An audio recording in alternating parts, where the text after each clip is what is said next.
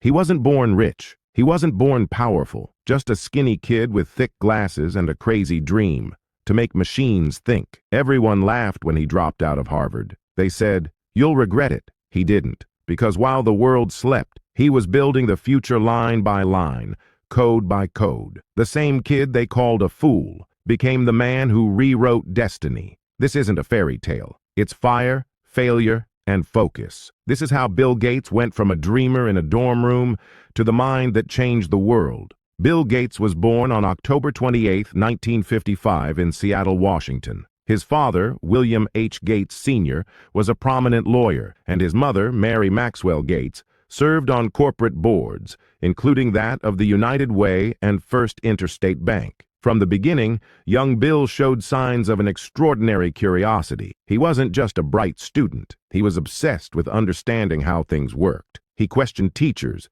dismantled family appliances, and spent hours lost in books. His favorite pastime? Reading encyclopedias cover to cover. At the Lakeside School, a private preparatory institution in Seattle, Gates encountered something that would change his life forever: a computer. It was 1968. The machine was massive, mysterious, and mesmerizing. While most students saw it as a novelty, Gates saw a new universe hidden inside that humming box. He and his friend Paul Allen began exploring the computer with an intensity that startled their teachers. They wrote simple programs, experimented with code, and even hacked into systems to gain more computing time. Not for harm, but for hunger. The hunger to learn, to push, to understand. The Lakeside experience planted the seed that would grow into the world's most powerful software empire. In 1973, Gates entered Harvard University, one of the most prestigious institutions in the world. But while others were chasing degrees, Gates was chasing an idea. At Harvard, he met Steve Ballmer, who would later become Microsoft's CEO. He also spent countless nights in front of the university's computer terminal, often skipping classes to program. Professors noticed his brilliance but worried about his disinterest in traditional education. Then came a moment that would define everything. In 1975, Paul Allen showed Gates a magazine article about the Altair 8800, one of the first personal computers. The machine had no software, no interface, just potential. Gates and Allen saw the future. They contacted MITS, the company that made Altair, claiming they had written a programming language for it, BASIC. But there was a problem.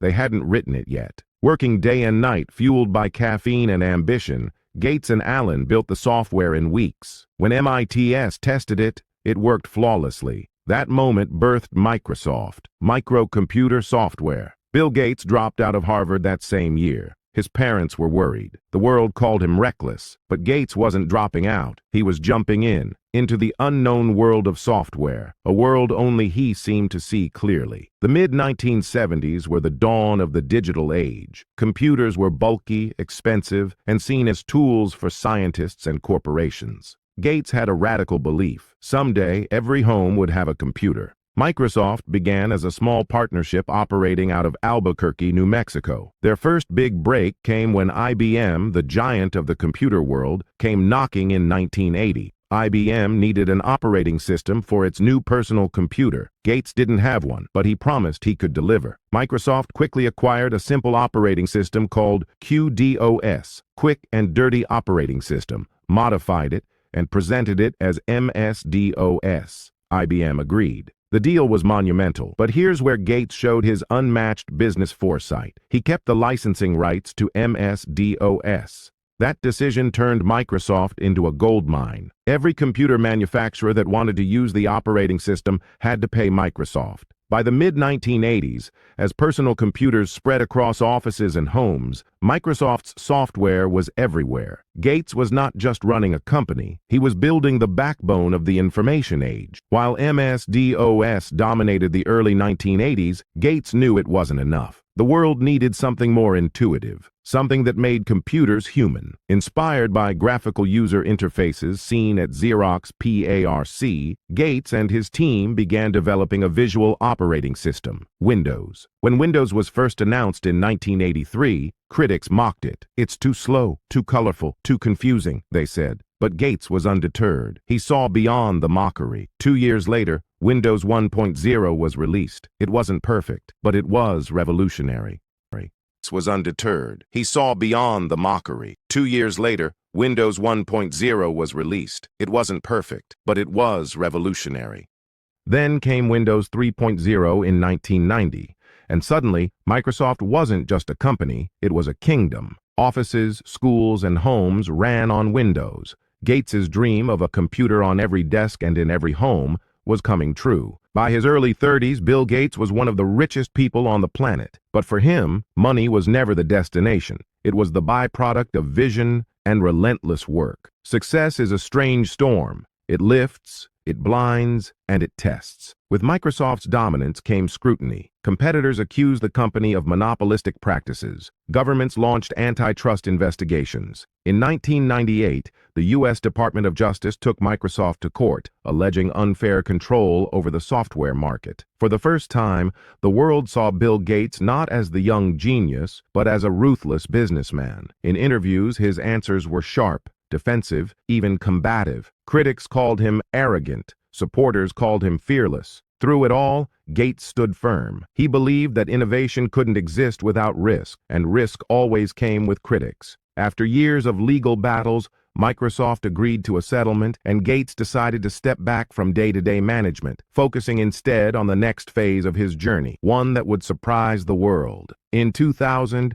Bill Gates and his wife Melinda French Gates launched the Bill and Melinda Gates Foundation, one of the largest philanthropic organizations in history. While most billionaires built taller towers, Gates built bridges of health, education, and equality. The foundation poured billions into eradicating diseases like polio, malaria, and HIV/AIDS, improving global education, and providing clean water to communities in need. Gates once said, "If you are born poor, it's not your fault. But if you die poor, it is." He began channeling his wealth, intellect, and global influence toward solving problems that governments often ignored. The boy who once dreamed of connecting the world through computers was now connecting it through compassion. By the early 2000s, Bill Gates had become more than just a tech titan. He was evolving into a global problem solver, using the same logic that once built Microsoft to fix issues that plagued humanity. But this time, his challenges were not about lines of code. They were about lives. While other billionaires focused on luxury, Gates spent his time in rural villages of Africa and South Asia, studying how diseases spread, how vaccines were distributed, and how poverty crushed potential. He often said, "To me, a breakthrough in medicine or a cure for a deadly disease is more exciting than the next big technology." Through the Bill and Melinda Gates Foundation, he created programs that saved millions of lives. Vaccinations increased, mortality rates dropped, and education in underdeveloped countries began to see hope. Gates wasn't trying to be a savior. He was being an engineer, engineering solutions to the world's most complex problems. In 2008, Bill Gates officially stepped down from his full-time role at Microsoft. The announcement marked the end of an era, but not the end of his mission. He said, "I'm not really retiring. I'm shifting my focus from the world of computers to the world of people." While Steve Ballmer took over as CEO, Gates transitioned to being Microsoft's chief software architect and later a full-time philanthropist. He continued to mentor the company and occasionally contributed to innovations like the Surface and Azure cloud platform, but his heart was now fully invested in the foundation. Interestingly, even as he left Microsoft, his curiosity never stopped. Gates began reading hundreds of books on biology, climate science, and global economics, preparing himself for a new kind of challenge. When asked how he managed to learn so quickly, he said simply, "Reading is still the main way that I both learn new things and test my understanding." For decades, the world saw Bill Gates as a cold, calculative businessman. But beneath that image was a deeply introspective thinker. He often spoke about his routine, his think weeks, where he isolated himself in a cabin in the woods, surrounded by stacks of papers, research, and books. No distractions, no internet, just thinking. During these retreats, he didn't just dream about new technologies, he envisioned futures. Many of Microsoft's biggest innovations were born during these silent weeks of deep reflection. It was in this solitude that Gates began to see technology not just as a product, but as a force for human evolution. He once wrote, "The advance of technology is based on making it fit in so that you don't really even notice it, so it's part of everyday life." That mindset made him a visionary, not obsessed with technology itself, but with what technology could do for humanity. No story of Bill Gates is complete without mentioning Steve Jobs. The two men started in the same era, shared similar dreams, and built companies that defined modern computing. But their philosophies were different, almost opposite. Jobs was the artist. Gates was the engineer. Jobs believed in perfection, aesthetics, and closed systems. Gates believed in accessibility, practicality, and open licensing. The media painted them as enemies, but in truth, they were rivals who shaped each other's greatness. When Jobs returned to Apple in 1997, Apple was struggling. In a twist of fate, Microsoft invested $150 million to help Apple survive. Shocking the world years later, when Jobs passed away in 2011, Gates spoke with emotion. "Greater than Steve and I grew up together. We worked together. We competed. But we always pushed each other to be better." Their rivalry wasn't about hatred. It was about history. It defined two visions that together built the digital age. Despite his fame and fortune, Bill Gates has always lived with remarkable simplicity. He drives himself, eats at ordinary restaurants, and wears a $10 watch. His focus has never been luxury. It's been purpose. He once joked, "I can only eat so much food and sleep in one bed at a time." Wealth beyond a point means nothing unless you use it well. Gates spends hours reading daily, from science fiction to global economics. He even shares book recommendations every year on his blog, Gates Notes, encouraging young people to stay current. He's also an advocate for climate innovation, believing that humanity's next big challenge is not digital. His book, How to Avoid a Climate Disaster, is a call to action, to think about sustainability with the same urgency we once thought about computing. In 2015, Bill Gates stood on a TED Talk stage and said something chilling.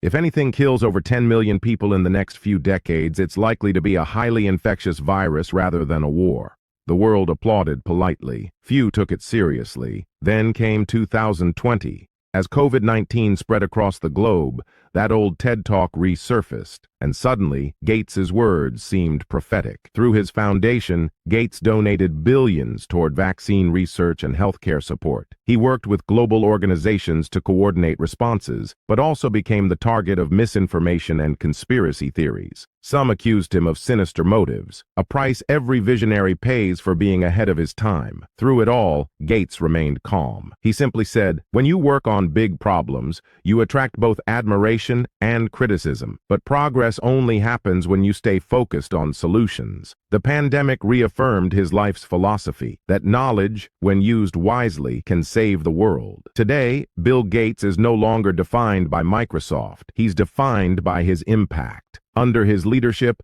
the Gates Foundation has donated over $70 billion to causes across the globe, more than any private charity in history. His initiatives have vaccinated millions, funded climate research, improved farming in poor nations, and redefined the idea of what success truly means. For Gates, legacy is not the billions he earned, but the billions he uplifted. He once said, "Your most unhappy customers are your greatest source of learning." But over time, his definition of customers changed, from computer users to the human race itself. His story reminds us that brilliance is not measured by what you create for yourself, but what you create for others. Even at 69, Bill Gates continues to learn like a student. He spends his days meeting scientists, reading research papers, and writing about innovation and ethics. His curiosity remains untouched by time. He believes in the power of learning not as a phase, but as a way of living. "Don't compare yourself with anyone in this world," he said once. "If you do so, you are insulting yourself." To young dreamers, he's more than a billionaire. He's proof that obsession, when guided by purpose, can rewrite the rules of the world. The boy who once stared at a computer screen now inspires generations to stare at the future and build it. There's a strange truth about genius. It never sleeps. Even after decades of shaping industries, rewriting economies, and saving lives, Bill Gates still wakes up with the same question that drove him as a boy at Lakeside. What problem can I solve next? He no longer writes lines of code, but he still programs. Only now, he programs ideas, systems, and solutions for the planet. His mind works like an endless algorithm, processing, questioning, improving. He doesn't crave applause, he craves understanding. When asked what keeps him going after achieving everything, Gates replied softly, "Proving." He doesn't crave applause, he craves understanding. When asked what keeps him going after achieving everything, Gates replied softly, "There's always one more challenge. The world is full of them, and I'm lucky enough to help solve some." That's the essence of Bill Gates, a restless learner, an engineer of change, a man who looks at chaos and sees opportunity. With fame comes fire. And Gates has faced both. Critics accuse him of monopolizing the software world, of controlling patents, of influencing global health politics. But what separates Gates from others is how he responds, with data, not drama. He believes in action over argument. When rumors spread that his vaccines were harmful, he didn't engage in public spats. He released studies, funded trials, and let results speak louder than voices. For Gates, criticism is not an obstacle, it's a compass. "If people aren't criticizing you," he once said, "you probably aren't doing anything important enough." Every era needs its lightning rod, someone who attracts storms because they're carrying light. Gates has been that lightning rod for decades, not because he seeks power, but because he seeks progress. Numbers can define success, but they can't measure purpose. At the peak of his wealth, Bill Gates was worth over $130 billion, but he pledged to give away nearly all of it. Together with Warren Buffett, he founded the Giving Pledge, urging billionaires to donate at least half of their fortunes to charitable causes. It wasn't just philanthropy, it was a movement, a challenge to redefine what being rich truly means. When asked why he gives so much, Gates said, "It's not about guilt, it's about gratitude. I've been lucky enough to have resources. Now I can use them to give others the same chance." That's the transformation of Gates, from programmer to philosopher, from empire builder to world healer. Behind every revolution stands a family that believed in silence. Bill Gates's parents nurtured his curiosity even when they didn't understand it. His late mother, Mary Gates, played a major role in connecting him to influential business leaders, including IBM executives, at a time when Microsoft was just a dream. His father, a tall and disciplined man, taught him structure and ethics, and Melinda Gates, his partner for nearly 3 decades, brought balance to his brilliance. She turned his vision of helping humanity into practical systems that actually reached people. Even after their divorce in 2021, the two continue to work together for the Foundation's mission, proving that shared purpose can outlast personal change. Their children, too, live far from the spotlight. Encouraged by Gates to build their own paths, he's famously decided that most of his fortune will go to charity, not inheritance. Greater than, "I want my kids to create their own wealth, their own impact," he said. That's how you keep the world moving forward. If there's one thing Bill Gates has always believed, it's that the future is programmable. He envisions a world where technology blends with sustainability, where clean energy powers every home, where artificial intelligence cures diseases instead of spreading misinformation, and where education is a right, not a privilege. Through projects like Breakthrough Energy Ventures, Gates invests in startups focused on renewable energy, carbon capture, and next-generation agriculture. He's betting on the same principle that built Microsoft. Small innovations, multiplied across billions of lives, change the course of history. He once said, "We always overestimate the change that will occur in the next 2 years, and underestimate the change that will occur in the next 10. For him, the next 10 years aren't about gadgets. They're about survival. Gates believes the next revolution isn't digital or medical. It's moral. It's about how humanity chooses to use its power, its intelligence, and its empathy. When you look at Bill Gates's journey, you don't just see success. You see a blueprint, a roadmap for anyone who wants to turn imagination into impact. Lesson 1. Curiosity creates opportunity. Gates never chased money. He chased knowledge, and knowledge, in turn, brought success. Lesson 2. Persistence beats perfection. He launched products that failed, faced lawsuits that nearly destroyed him, but he kept going, because stopping was never an option. Lesson 3. Adapt or disappear. When the internet age rose, Microsoft stumbled, but Gates pivoted, rebuilt, and made it stronger. His humility to learn again kept him ahead. Lesson 4. Success without significance is failure. After conquering technology, he chose humanity. That's the ultimate evolution, from success to significance. Behind all the data, algorithms, and empires, Gates is still a man, a human with flaws, doubts, and introspection. He admits he was once impatient, hard to work with, even stubborn, but he grew. He learned empathy, he learned to listen, and that transformation, from a perfectionist coder to a compassionate global leader, is perhaps his greatest innovation of all. He once confessed in an interview, "In my 20s, I thought smartness was everything. Now I know empathy and patience matter just as much. That's the evolution of genius, not the expansion of intellect, but the awakening of heart." What drives a man who has everything? For Bill Gates, the answer is simple: the next idea. He doesn't see the world as it is. He sees it as it could be. A digital dreamer, a realist optimist, a student forever. He once said, "Most people overestimate what they can do in 1 year and underestimate what they can do in 10. That's why he keeps looking ahead, planning not for applause but for generations yet unborn, for children in villages who might one day hold the same spark of curiosity that once lit up a boy in Seattle. If history could be coded, Bill Gates would be its programmer. His legacy doesn't end with Microsoft, or his foundation, or his billions. His legacy lives in every student who dreams of innovation, every doctor who saves a life with technology, every child who learns from a screen made possible by his vision.